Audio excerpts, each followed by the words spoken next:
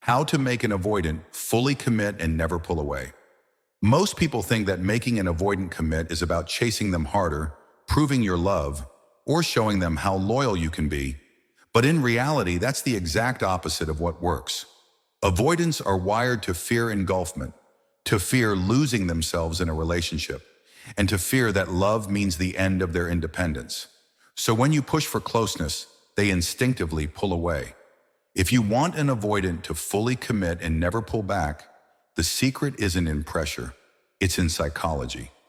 You need to understand what makes them feel safe, what triggers their walls, and how to build a connection so powerful that commitment feels like freedom, not a trap. The first step is to flip your mindset.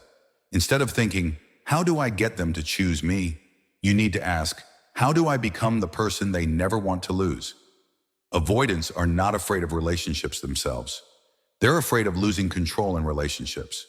When you come across as emotionally needy, always chasing them for reassurance, they subconsciously feel smothered.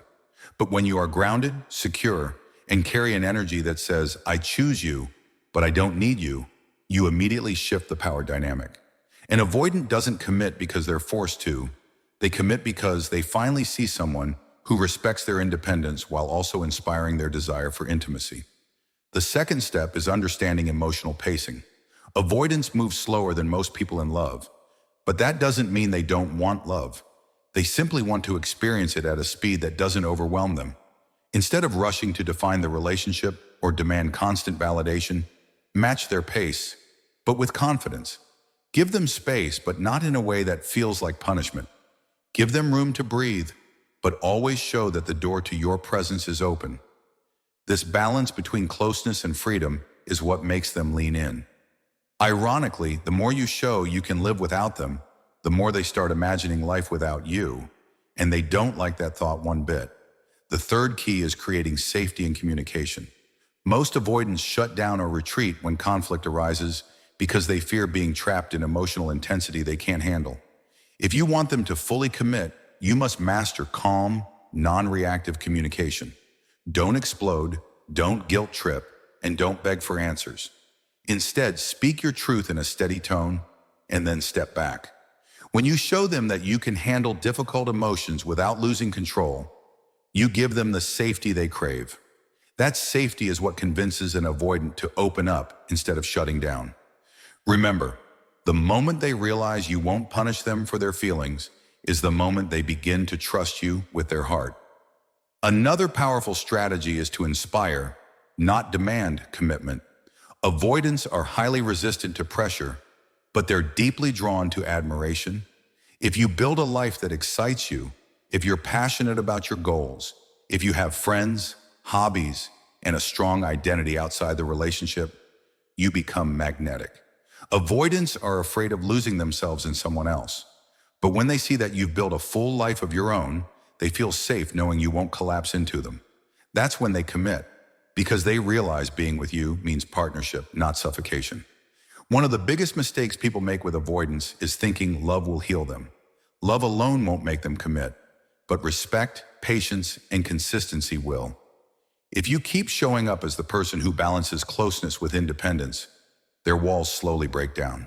They might test you, they might pull back occasionally, but if you respond with calmness instead of panic, you'll earn something rare, their trust.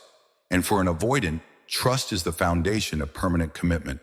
Once you have that, they don't just stay, they fight to keep you.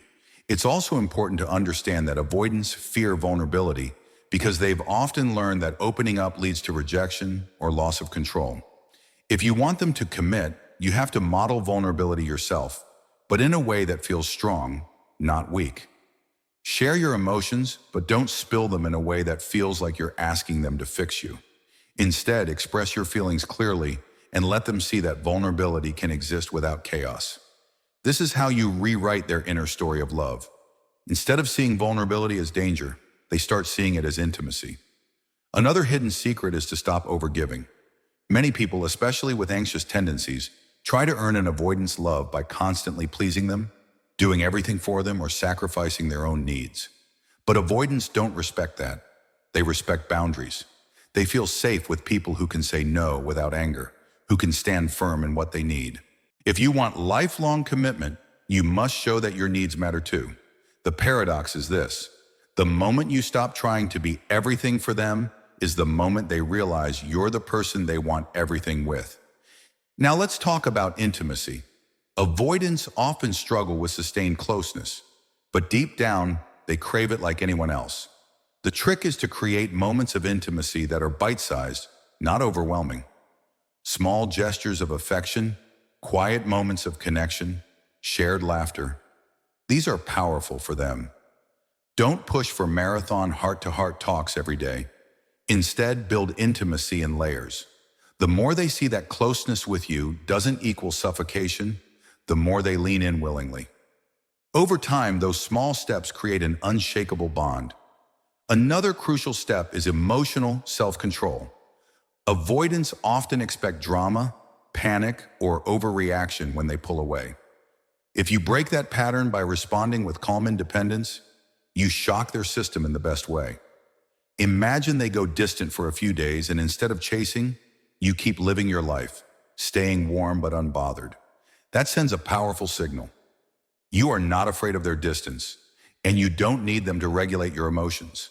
This makes them feel both relieved and intrigued, which draws them back in stronger than before.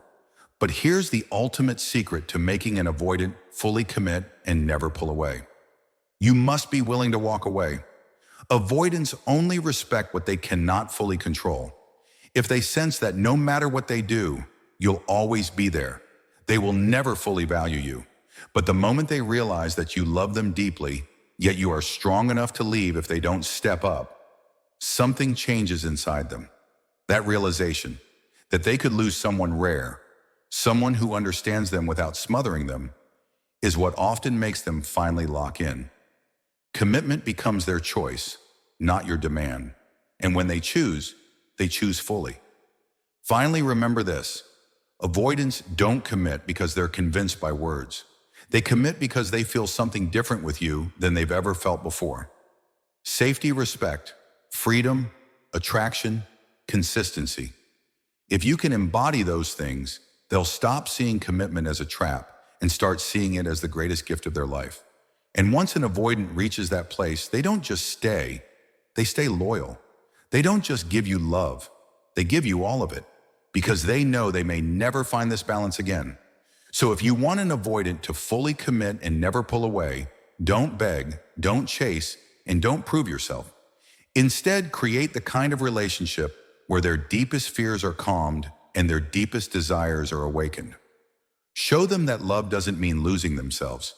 It means finding themselves in a partnership that feels free, safe, and alive. That's when the walls fall. That's when they commit for life.